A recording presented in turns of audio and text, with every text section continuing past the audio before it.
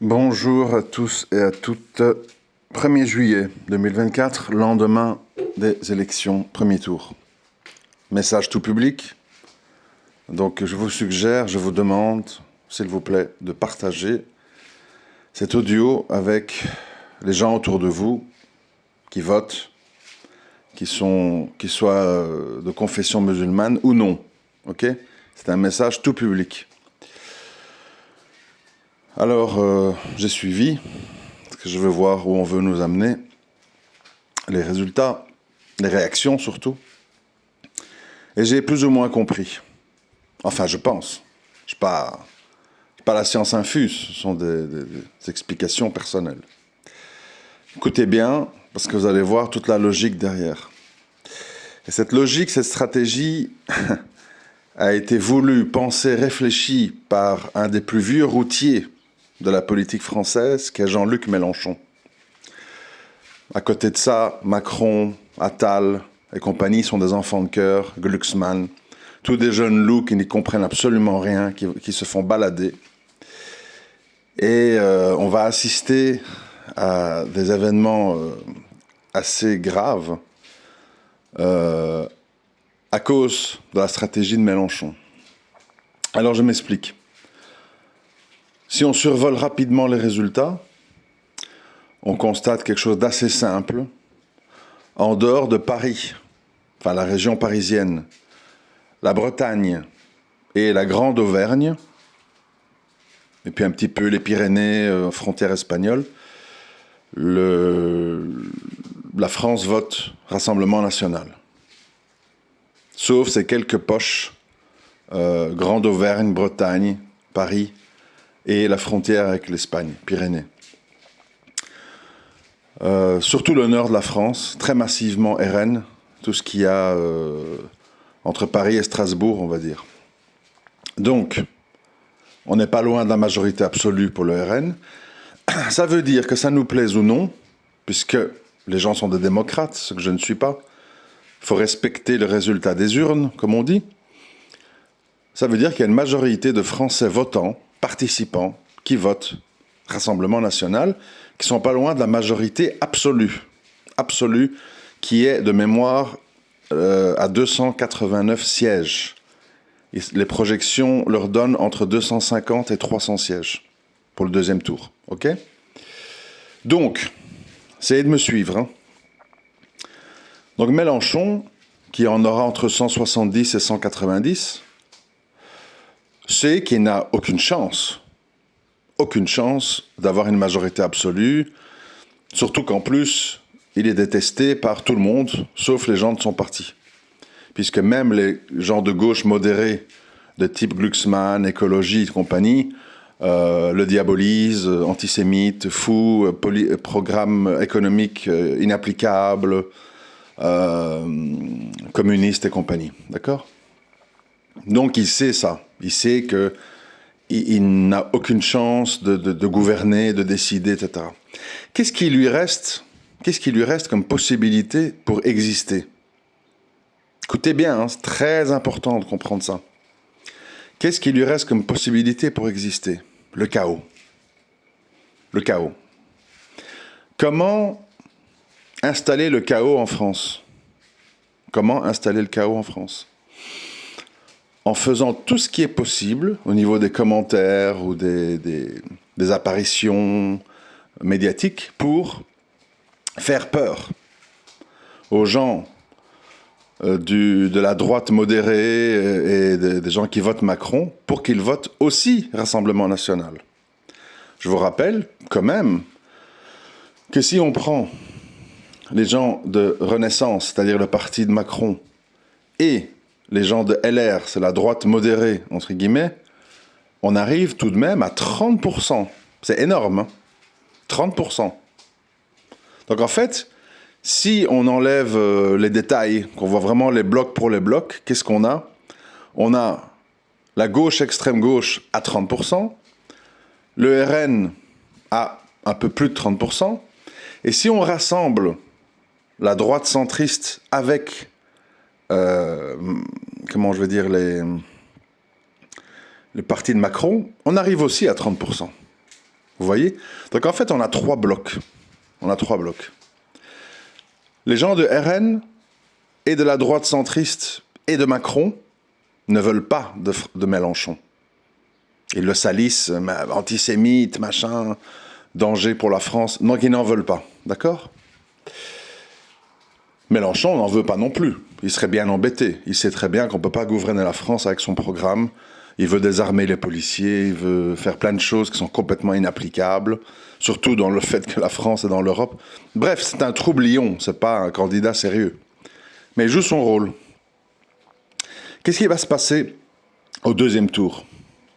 Étant donné que les partis politiques savent que Mélenchon a une emprise sur le Front populaire de gauche, ils vont, peut-être pas officiellement, mais ils vont, dans leur grande majorité, pour ce qui est de la droite centriste et du parti de Macron, ils vont diriger leur vote vers le RN. Parce que il est inenvisageable d'avoir Mélenchon. Et ça, Mélenchon, il le sait. Il est conscient de ça.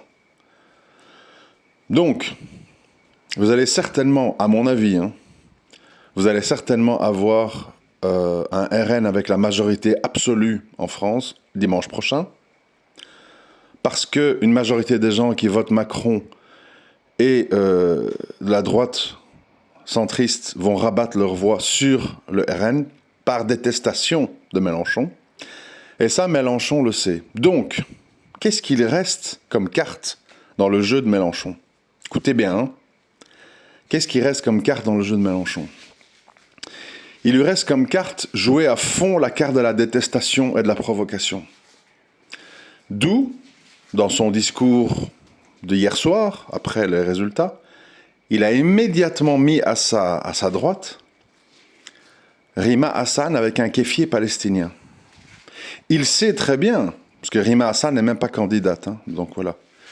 Il sait très bien que exposer cette femme avec son kéfier va attirer la détestation et le rejet de tous les électeurs de Macron et de la droite centriste, qui vont se rabattre sur le RN.